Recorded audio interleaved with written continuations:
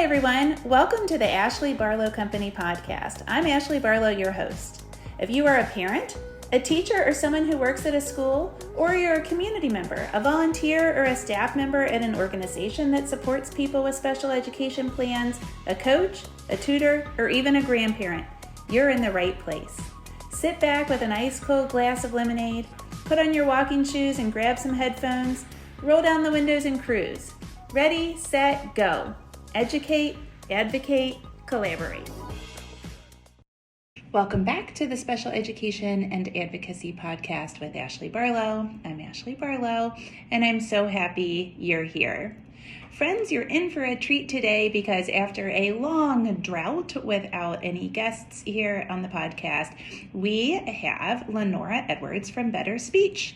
Lenora is really good at talking about language development and speech development in children. I think you're really going to enjoy this episode. I know it brought me a whole lot of energy to be talking to a guest again and to be getting back into the groove. So I thank you for your patience while you have endured this guest drought. As you know, I've had a couple of little health things post-COVID, and I have also had a big transition in really winding back my law practice, as well as getting started with my new job over at the National Down Syndrome Congress. And so I feel like we're in a groove now, and I've got lots of really great guests lined up for the winter, and I think we are back on track here at the podcast. I want to tell you a little bit about Lenora. She is an ASHA board-certified speech language pathologist and chief knowledge officer with Better Speech. Since obtaining her CCCs in 2010, she has worked with individuals of all ages, from little ones who are learning to understand and express themselves to adults who want to improve their speaking skills and become more fluent and effective communicators. Lenora loves to teach and educate others, so if you have any questions, please do not hesitate to ask her. Lenora works at Better Speech, which is an online speech therapy company that has been providing professional, affordable, and convenient speech therapy services for over a decade. All of the SLPs with Better Speech are board certified and state licensed with more than 10 years of experience, which allows each of them to provide outstanding online speech therapy services nationwide and internationally. I really hope that you enjoy today's episode, and without further ado, we'll jump right into it. Hello, Lenora. Hi, Ashley. How are you? I'm good. Thanks so much for joining us today on the podcast. Thank you so much for having me. I'm so excited to be here with you. Yes, and I'm just going to go ahead and issue a warning to everybody before I allow you to introduce yourself that today is a day of chaos in the Barlow household, at Meyer and Barlow Law Firm, kind of everywhere in my life. So this is like a global apology and a warning. You might want to buckle your seatbelt. I completely understand what you mean. I think we're going to go, maybe it's just Thanksgiving that's approaching and just increasing chaos. Yeah, that's right. The holiday season brings on all kinds of peaceful chaos. I think it's supposed to be peaceful, and it's quite the opposite. Okay, let's start by allowing you to introduce yourself to my audience. So tell us a little bit about what you do, your family, your job, what brought you to your job, your interest in the special needs or special education community, etc. Absolutely. So hello, audience. Hello, everyone. My name is Lenora Edwards, and I am a board certified speech language pathologist with Better Speech. Better Speech is an online speech therapy company where we are able to provide affordable, convenient, and effective speech therapy services right from the comfort of your own home, which is absolutely fantastic because we're really tired of running around these days. So that is what we do. We are nationwide, and we provide speech therapy services throughout the US, and we are also internationally based.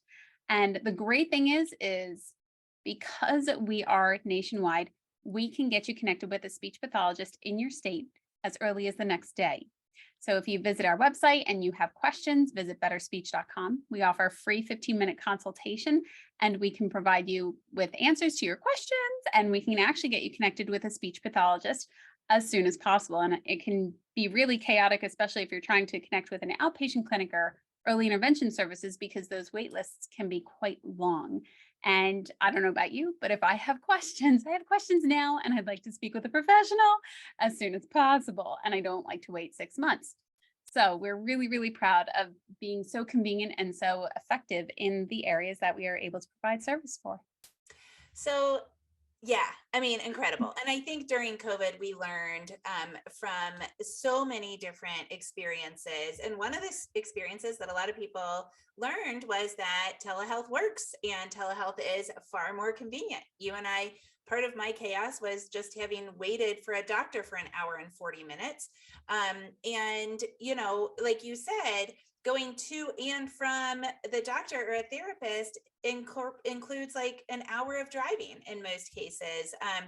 And so speech therapy or any kind of therapy or doctor's appointment that you can do from the comfort of your own house can simply be more efficient, right? Absolutely. And I love that we've actually been online since long before the pandemic.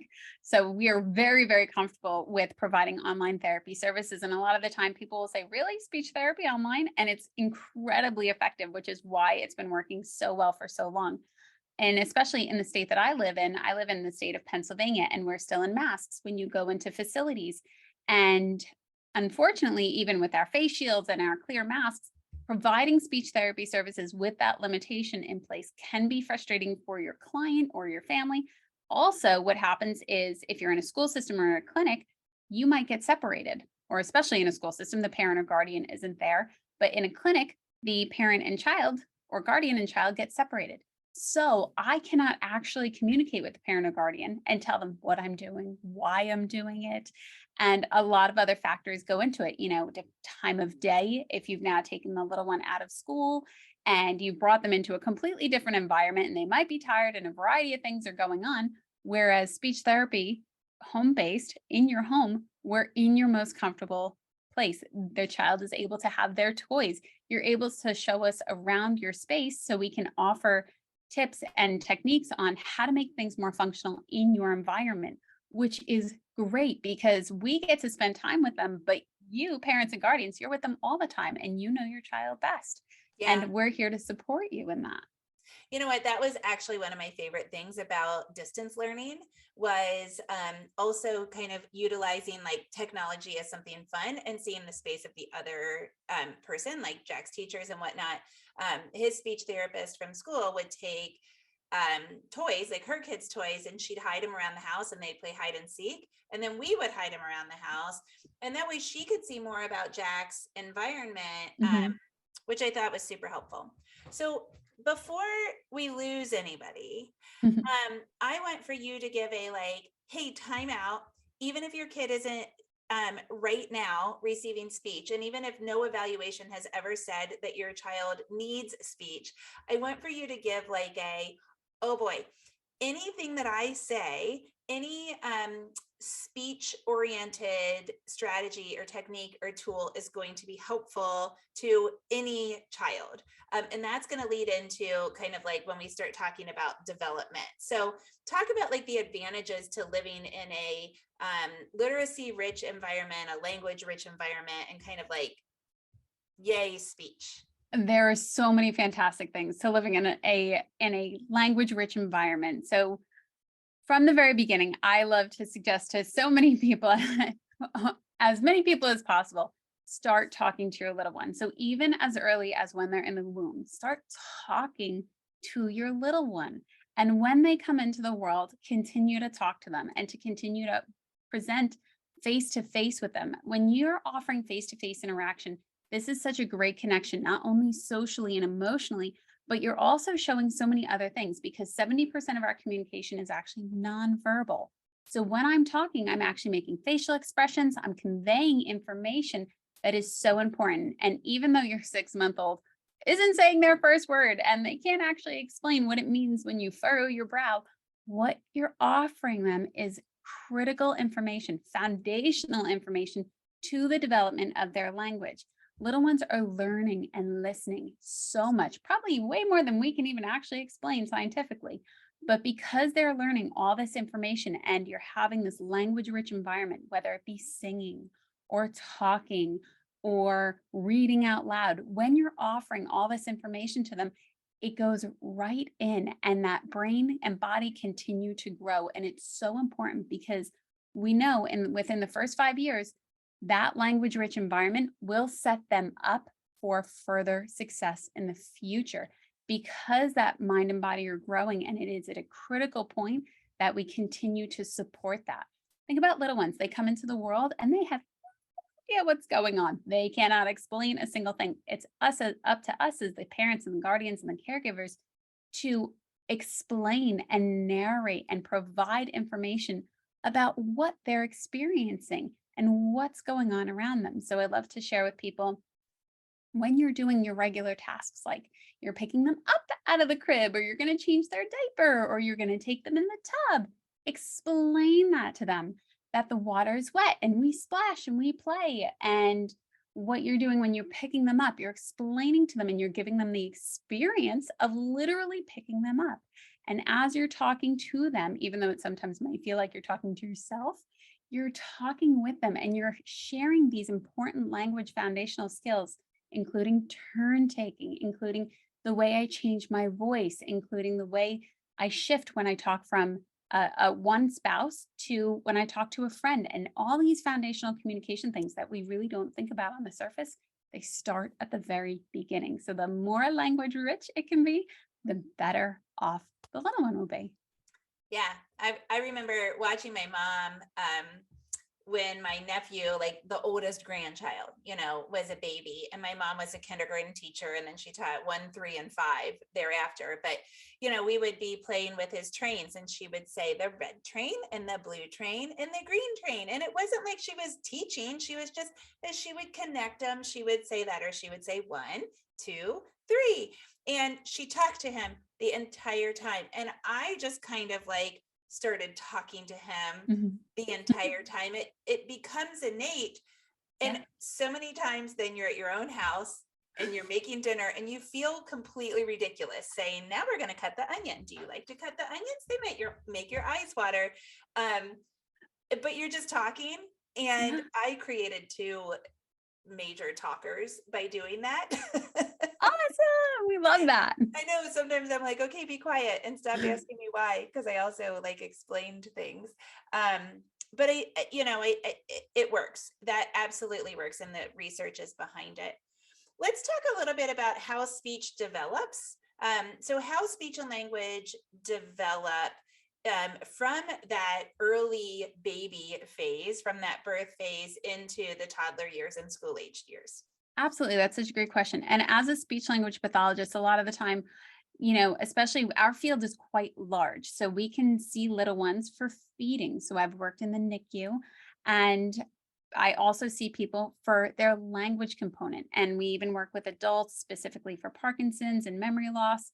But our field is quite large. So when you hear the title speech language pathologist or a speech therapist, you might think, well, there's nothing wrong with my speech, or there's nothing wrong with my child's speech. They're either not yet talking or they're clear, but there's so many other things that go into it. So very early on, your little one is communicating. They start to understand that their coos and cries have purpose, and they actually are able to gain your attention through certain noises that they make, through certain sounds that they make.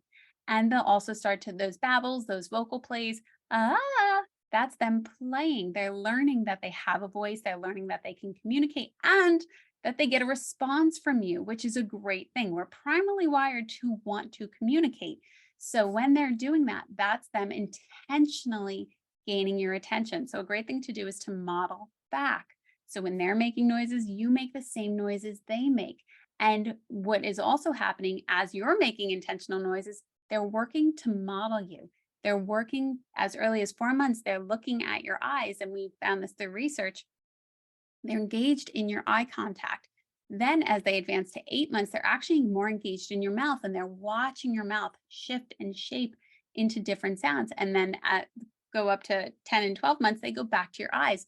So they're scanning and they're searching and looking and processing all this information that you're doing as you're talking with them. So going back and forth and having that vocal play and that engagement, that intention, that intentional and Attention-based engagement is really, really important because that's intentional communication. As they get to 1 year old, you'll start to hear most likely their first word.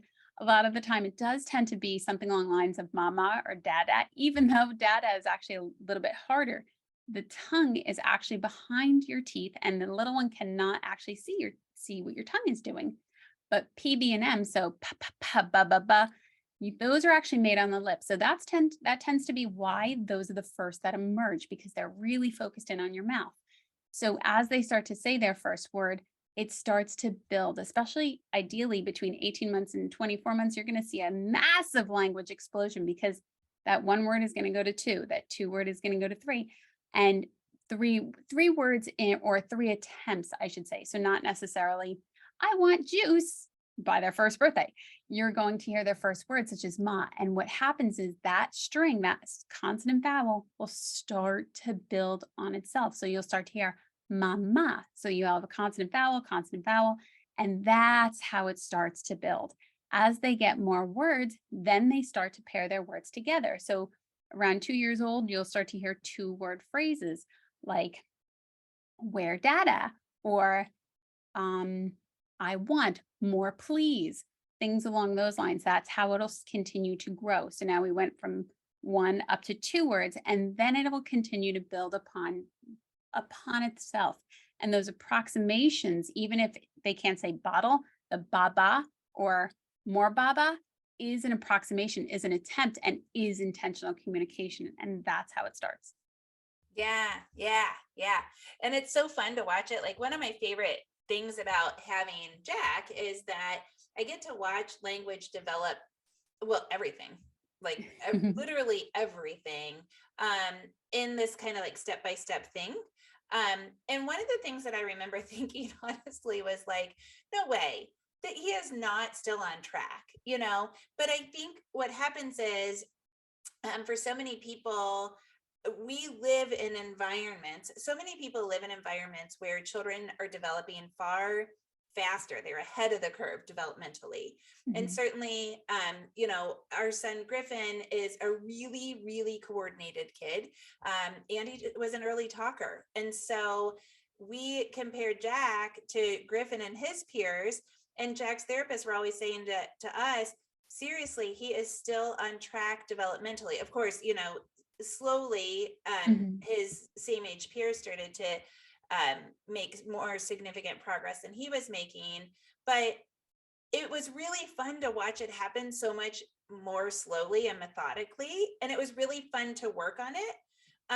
And so I would say, even if my listeners have children that have language-based disabilities like dyslexia or CAPD or something like that, um, you probably know what I'm talking about, and kind of watching, like, I think that they're understanding, but I think they can't get the message from their brain to say it, or they're talking, but we're only talking about the same thing. It's really scripted or whatever. Like, I think it's fun to watch where language kind of breaks down and then to attack that. I don't know if you have any response, but that's just kind of like my mom perspective on that. Absolutely. No, I love that. And I love that you pointed out that it's really fun to watch and really fun to build upon, especially with language, because they're language. So our speech is our articulation, our fluency, our voice. That's our clarity of speech.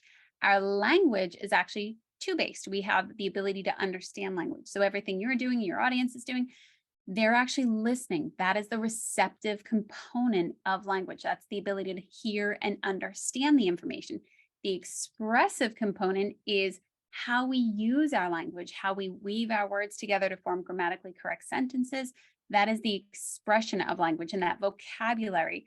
So there's lots of different things that go into it. So when it comes to, are they able to follow commands? Can they ask questions if I say, or can they answer questions when I say, go find your shoes? Can they understand that I want them to go do something, that I want them to find their shoes? And can they actually carry that out? That's pretty complex. So that's the ability to understand language. And then the ability to actually say, here are my shoes is a different component of language. So the fact that it's really fun and you've been able to look and see how he's developed over time, because there's so many different moving parts, of language, especially when you get to say, oh, he didn't do that last week. That's amazing. Woohoo! And have that celebration of it because it really is a great accomplishment. Yeah. Yeah. And right. And you get to like figure it out based on what they need, right? And that's actually my next question is so many children that struggle with language struggle with behavior. And there's that link, right? Like I can't express my wants, I can't express my needs, I can't communicate socially, or that is extremely difficult, especially when I'm dysregulated. So how can parents really kind of think about language um, and using language-based skills in order to supplement behavioral supports? That's a great question. So I know when little ones are frustrated, and I loved the podcast from a few weeks ago when you pointed out the 4 different types of behaviors that come up. So that's a really great point because they might be seeking attention, but it might also be out of frustration. They might be wanting to get away from something. What are the other things that are going on? And one of the best things to be able to do in that moment, you as the parent or the guardian, is to allow yourself to take a breath and to do as much as you can to not elevate with them, because a lot of the time we will match them. So if they're really on a task, you're going to go, oh, let me work really fast so I can keep them engaged on this task.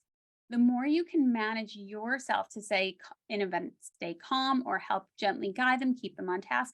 One thing I really like to do is to carefully manage my voice and to slow my pace, because as I'm able to do that, I'm able to then have a bit more control over the situation, because especially with little ones, when they may be dysregulated, their system's already having a difficult time regulating. And my energy can actually add to that, and not in a great way. Or my energy can add to that in a supportive way. So using your language, using your ability to control your voice and to control what you can in that moment. We can't prevent every meltdown, and that's okay. But using the tools that you have to manage that. So your language, really managing your voice, even managing your breath, offering the other information, because when you're calm, even though they might be a bit elevated, really working to support them and help them come back down will help things move a little bit differently and in a more productive way forward. Yeah. And something that I know helps a lot of my clients and helps Jack particularly is to give him the language. So like that if the function of the behavior is tangible item and they can't say, I want that, right? Like, I mean, God bless, what if you were in the grocery store, like perched up in that little shopping cart area where their Yeah. cute little legs hang out, and you go past the goldfish and you're like, she's forgetting that we need Yeah. goldfish, and you can't say it, you know? I mean, Hmm. what if you can't say it? I'll never forget, Jack and I were so the Down Syndrome Affiliates in Action conference was in Cincinnati, and it was, you know, at the same hotel all weekend long, and I volunteered every day and I went to sessions as a participant also. And then I took him on a date night to like the conference, you know, the dance part of it. And so I had been in the parking lot for the Westin downtown 6 times already, and I'm tired, and you know, I've got him with me and I can't find my car. Like we left the place and we're in the parking lot and I couldn't find my car. And Jack was saying, mom, and I'm like, Jack, be quiet. I was also carrying him, and it was wintertime, so he was sliding down. I hate carrying kids in coats. And so he's sliding down in his slippery coat and my slippery coat, and I had to put him on my back, and he was getting so mad, like pounding on my shoulder. And he was telling me purple. We were on the purple level. Oh. And he's freaking out because he's trying to tell me your car is on purple, which is Yeah. hilarious because he's colorblind, and purple and blue look the same to both of my kids. Somehow he knew we were on purple, and he was like trying to say, hey, you big dummy. No, Your not big car's on dummy. purple. My kids have Mom. really good visual perception. They both have good direction. So he remembers where our car Um, is every time we park. But, you know, if I give him the language and I say, Oh, Jack, you wanted to say, Mom, we parked on purple. Mom, purple. Can you say purple? And then he would say purple. Of course, I've got to let him calm down in order to do that. But even just, we need goldfish. I want goldfish. That was such a game changer for me. Just when he could express, I need, I want.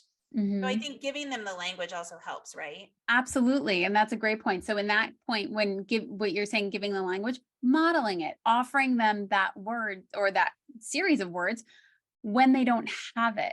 So, oh, fish, I want fish, or I want goldfish, however, wherever they may be in their language development, but offering that and giving them the solution. And then even holding on. So say you're in the grocery store and they want goldfish, letting them hold on to the goldfish and reinforcing it as you're going around. Goldfish, fish, and explaining to them. As you're explaining it to them, you're offering them more vocabulary and more ways to explain what they want. And that is a beautiful, beautiful thing. So I love that you were offering that to him, offering him that language. Absolutely. Yeah. And something that I had to do with him that I didn't have to do with Griffin is if he's holding the goldfish, I learned that I had to be very, very specific about it, just like you just said. So fish, and then in the next aisle, the fish is orange, or we would break it down into phonemes like ish spells fish, or I would sing it. I just kept trying to say fish so that he would say fish also. Another strategy that has worked for lots of families in the Down syndrome community, in particular with behavior that is language based, is either signing or teaching or a talker, or like teaching the children how to communicate by pointing or whatever, like acting it out, kind of charades. We always say talking to Jack's like charades even still. But I mean, Jack is 12 years old and he will still sign mini books. He almost always signs play, even though we can understand play just fine. He signs book. He signs flower for some reason. That was hard to say. And certainly he utilizes his talker. We use it a lot for emotions. And he uses it when his speech is breaking down still. I mean, so I think those two things work also. Absolutely. Especially when little ones get frustrated, having other solutions. So even if you have a little one that's verbal and you at one point had implemented signs, you're giving them another tool in the toolbox. And that's a great thing because it's not saying this is the only way and this is the only way that will be accepted. It's saying, I can understand you on different levels. So whatever's not working for you now, go with this one and mommy will understand, or a parent and guardian will understand, whatever the case may be. So I love that you had such a variety of tools that he was able to communicate with. That's fantastic. And that was probably wildly helpful for him, more than you know. Well, I don't know, because he still screams at me at the grocery store, but that's Jack. There you go. That's Jack. Sometimes they will. That's all right. They get that autonomy too. That's right. That's right. Lenora, tell everybody where they can find Better Speech and what they should do if they want to connect with Better Speech. So Better Speech, like I said, is an online speech therapy company. Simply visit betterspeech.com, and I'm sure it'll be in the show notes. And they can actually, there's a bubble that pops up that says, hey, do you want 15 free minutes or a 15-minute consultation? And doing it that way will actually allow you the ability to schedule time with us as early as possible. And that way you can get your questions answered ideally. I roll over at 2 a.m. with tons of questions, and I really like to be able to get to a professional as soon as possible. So maybe not at 2 a.m. we might not respond, but the next day we will absolutely be able to offer answers to your questions and offer you more guidance and educate you on the services that we provide. And a great thing about Better Speech is it's truly on your terms. It's incredibly flexible. So you can go by session or you can go by the month. And you're able to easily pay for services that way. And then another great thing that we're so proud of is that we provide you with information so that you can go to your insurance provider and do the best that you can to ensure that your services are covered, because we offer you all this critical information that your insurance provider will be asking for. So you can even get those services reimbursed, which, as we know, is absolutely fantastic in today's day and age. Yes. It sure is. The more convenient, the better. Absolutely. Thank you so much for joining us. This has been awesome. Awesome. Thank you so much for having me, Ashley. I really appreciate it.